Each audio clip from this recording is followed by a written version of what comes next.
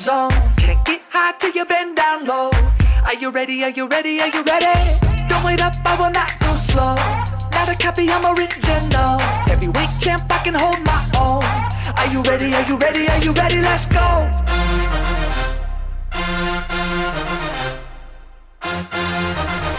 Are you ready? Are you ready? Are you ready? Are you ready? Let's go. Let's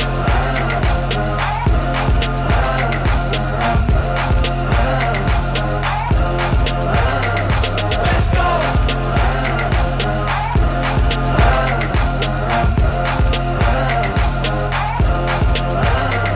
Let's go.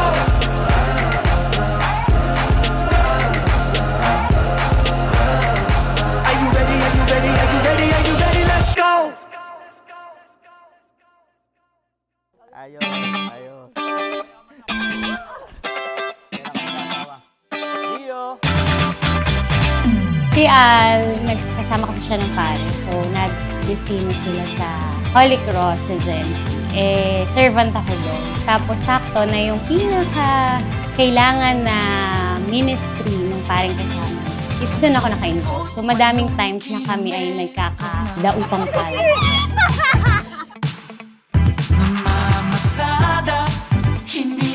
Al, regalo ng Diyos sa'yo, si Sheila. Sheila, regalo ng Diyos sa'yo, si Al. Kayong dalawa, pinagtagpo sa maraming unexpected situation. Sino nga naman ba ang mag-aakala na sa simbahan ng Genti, magtatagpo ang isang lalaki at babae, magkakakilala, magiging magkaibigan, magiging magjowa. Tapos ngayon ay nandito sa harapan ng Panginoon at ng kanyang sambayanan at ikaw saan?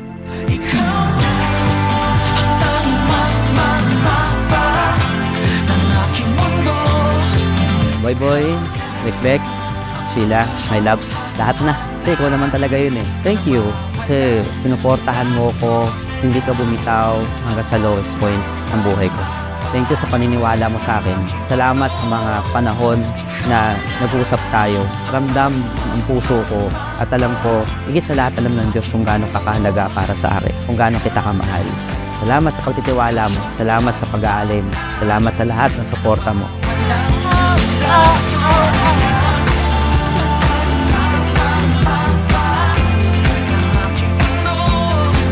Basta be yourself. Mahalin mo asawa mo, magmahalan kayo. Hindi umabot sa mga problemang kailangan na magkasakitan pa kayo or something na magkalayo kayo. Ganyan. Pangunawa, isa't isa. Yeah. Kung anong gusto ng asawa mo, susundin mo para wala kayong away. Saka kung magkanak na kayo, yung anak nyo, laging mamahalin. Pinakamaganda kong pamangkin. Siyempre, pinakamaganda ko din babaeng kapatid kasi nag-iisa. Wow!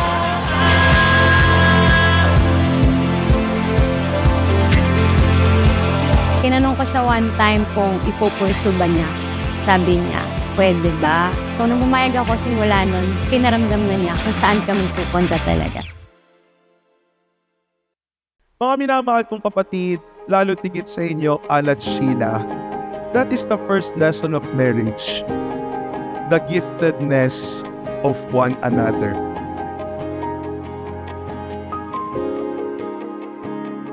Nagsimulang lahat sa isang kanta.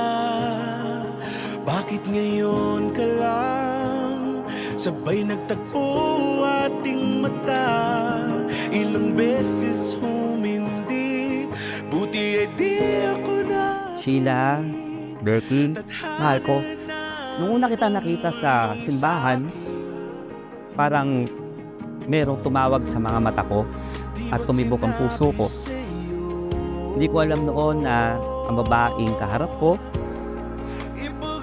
na malapit sa altar ay ang taong magiging tahanan ko. Tahanan mo ako, di magbabago yun. At pag ika'y nawawala, tingin ka lang sa aking mata. Boy, eto na to. Pangarap mo lang to noon na naging pangarap ko na rin. Kasi ikaw yung papakasalan ko. Salamat sa mga pagkakataon. Hindi mo hinayaan na maging mag-isa ako. Salamat sa pagpaparamdam na sapat ako. Mahal kita. Masaya ako sa tatahakin nating landas. Masaya ako sa bubuin nating pamilya. Siyempre masaya ka din sa araw na to. And let's enjoy the day. Love you! Ngunit nakayanin ko Ngayong araw na ito, sa harap ng Diyos, kasama ng lahat ng ating kaibigan at mahal sa buhay, pinapangako ko sa iyo na ibibigay ko ang lahat ng aking ibig ng walang kondisyon, walang hangganan. Pinapangako ko din na magiging kasama mo ko sa lahat, sa mga masasaya, sa tawanan, sa mga pahamon at mga problema na harapin natin. Nandito ko para suportahan ka.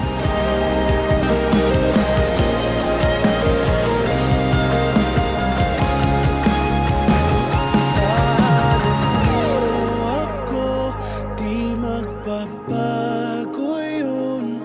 At pag ika'y nawawala, tingin ka lang sa aking mata. Pagmamahal sa'yo, di mauubos yun. Sabay natin nadadaanan ang lahat, hanggat sa dulo ng ating pagmamahal, hanggat sa kunin tayo